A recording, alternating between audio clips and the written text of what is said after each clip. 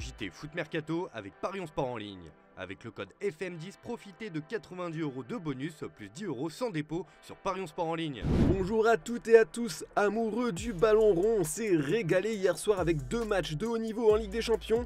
On espère encore se régaler ce soir. C'est le grand jour pour le Paris Saint-Germain et le FC Barcelone. Les deux rivaux européens se retrouvent de nouveau pour un choc au sommet. Ça va surtout être un match important pour Luis Enrique qui va devoir mettre à genoux son club de cœur. On en sait un peu plus sur ses méthodes et comment le coach espagnol prépare ses matchs aujourd'hui grâce à nos confrères de l'équipe. Il prépare des séances tactiques intenses avec des heures de vidéos. Attentif sur chaque point de la préparation de ses joueurs, le technicien s'inflige lui aussi une organisation très stricte. L'entraîneur du PSG passe énormément de temps à Poissy dans le nouveau centre d'entraînement du club. Pour se préparer physiquement, le natif des Asturies jeûne le matin et adopte un régime basé sur les œufs riches en protéines, comme peuvent le faire les sportifs. La méditation est également au cœur de son quotidien. Il passe des heures à la salle et sur son vélo à parcourir la forêt de Saint-Germain-en-Laye. Il a donc une vie très healthy, très poussée sur le développement personnel. À mon avis, il a dû bien dormir cette nuit, tout le contraire des joueurs du Barça. En marge du quart de finale de Ligue des Champions de ce soir, des supporters parisiens ont investi les environs de l'hôtel du collectionneur où sont logés les joueurs catalans. Et vers 4h10, des feux d'artifice ont été tirés à proximité de l'établissement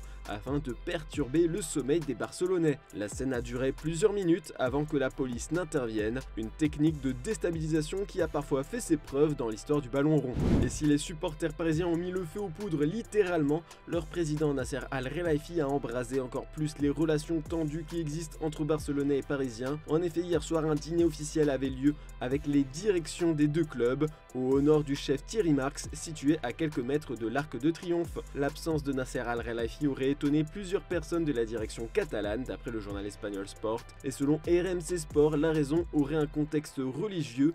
On célèbre aujourd'hui l'Aïd el-Fitr, la fête de fin du jeûne du Ramadan pour les musulmans, mais la presse espagnole rappelle également ce mercredi matin qu'il existe toujours plusieurs désaccords entre les deux présidents concernant la Super Ligue européenne notamment. Joan Laporta, président du Barça, continue de défendre le projet aux côtés de Florentino Pérez, tandis que le dirigeant qatari du PSG et aussi de l'Association européenne des clubs a été l'une des personnes les plus opposées à cette compétition. En tout cas, le conflit va se régler sur le terrain dès ce soir avec des joueurs remontés comme jamais, surtout Ousmane Dembélé qui a expliqué vouloir faire un grand match.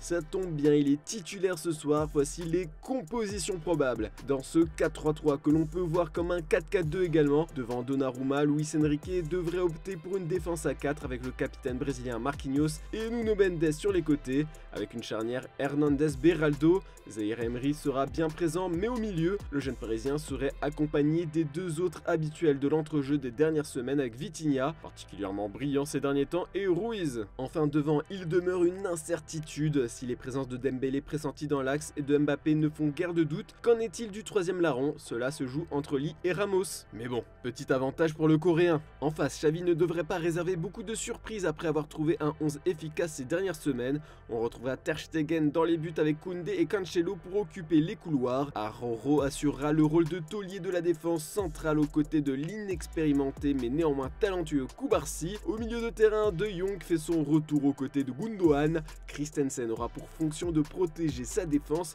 Enfin, devant le trio Yamal, Lewandowski, Rafinha semble bien parti pour démarrer la rencontre. Et avec notre partenaire Parions Sport en ligne, vous pouvez parier sur ce match avec une offre de bienvenue de 90 € et un bonus de 10 € sans dépôt avec le code FM10. Comme d'habitude, pour vous aider, les pronos de la rédac, tout le monde voit le PSG gagner ce soir et notre collègue Jonathan imagine même qu'il y aura un écart de 3 buts, histoire d'être serein pour les Parisiens au match retour. Et bien sûr, le petit pari fun avec le combiné buteur Mbappé-Yamal, la cote est de 8,50.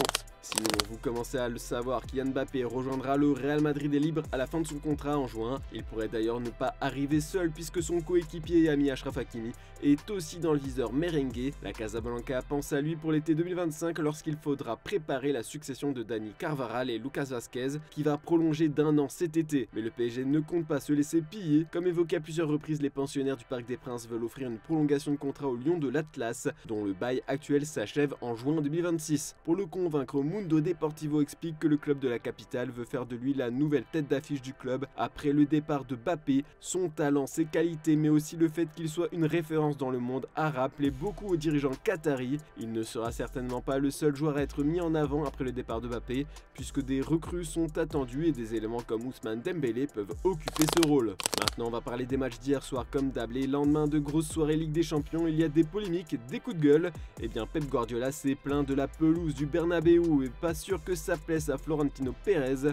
Après, venu d'un Barcelonais, ce n'est pas étonnant qu'il se moque du stade madrilène. La vérité est que le stade a été impressionnant, maintenant il ne leur reste plus qu'à prendre soin de l'herbe, il leur manque plus qu'à l'améliorer. La prochaine étape dont Florentino doit se soucier est de constituer un bon terrain, une belle pelouse comme Madrid l'a toujours fait auparavant. On attendait une réponse des Madrilènes pour se défendre, mais eux aussi se sont plaints de la pelouse. Ce n'est pas le seul Citizen à s'être énervé après le match nul obtenu sur cette pelouse. En effet, The Sun rapporte qu'Erling Haaland était en colère contre l'arbitre de la rencontre, François Le Texier. Le média anglais explique qu'à la mi-temps, l'homme au sifflet a giflé sans se rendre compte le Norvégien qui arrivait derrière lui pour se rendre au vestiaire. Un geste qui n'était bien évidemment pas du tout volontaire, mais le cyborg qui a levé les bras en l'air était furieux selon le tabloïd. Monsieur Le Texier a présenté ses excuses aux joueurs mécontents. On n'a pas encore fait le tour des rageux. Thomas Tuchel était en colère contre l'arbitre après le nul du Bayern Munich 2-2 contre Arsenal. Le coach allemand n'en revient pas de l'explication donnée par l'arbitre sur une situation où Gabriel prend le ballon à la main. L'homme au sifflet a expliqué que c'était une erreur de gamin et qu'il ne donnerait pas un tel penalty en quart de finale. The defender takes the ball in its hand.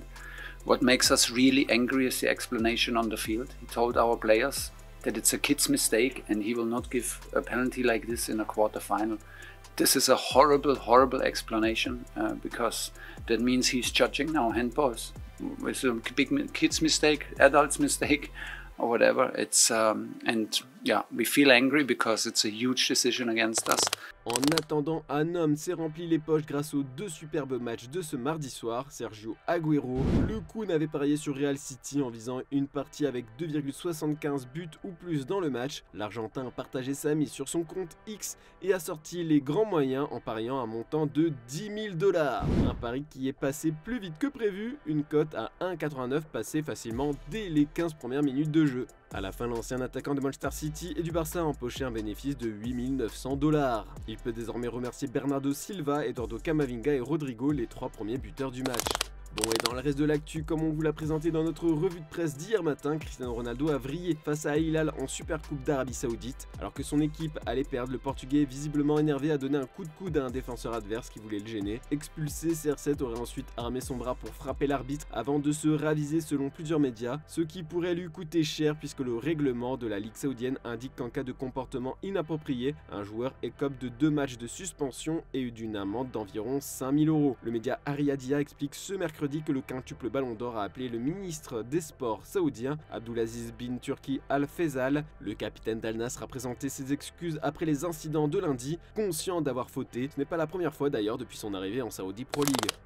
Le départ de Ruben Amorim pourrait avoir de lourdes conséquences pour le Sporting Lisbonne. Lors d'un entretien accordé à Abola, l'agent de Victor Gyökeres a laissé entendre qu'il serait difficile pour le Sporting de conserver le buteur suédois, auteur d'une saison XXL au Portugal et courtisé par les plus gros cadors européens, dont le PSG.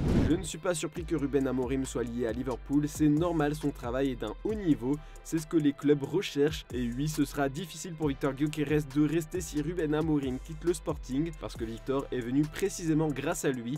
Le jour où nous nous sommes rencontrés, j'ai dit à Ruben, voilà mon garçon, il est venu au Sporting pour toi, a expliqué Hassan Setinkaya. Les joueurs de l'Athletic Bilbao ont organisé une fête improvisée dans les rues de la ville la nuit dernière. 1 millier de personnes étaient présentes pour célébrer la victoire finale en Copa del Rey. Bon, par contre, ce n'a pas trop plu à la police basque qui va ouvrir une enquête contre les 4 joueurs qui ont organisé ces célébrations. Ce qui n'inquiète pas trop Inigo Lekwe, le capitaine qui a crié dans le mégaphone qu'il allait payer l'amende. En attendant, ça nous fait de belles images et c'est même l'image du jour, je vous laisse mater ça. Bonne soirée Ligue des Champions tout le monde et à demain pour un nouveau JT sur Foot Mercato. El famoso Atlético.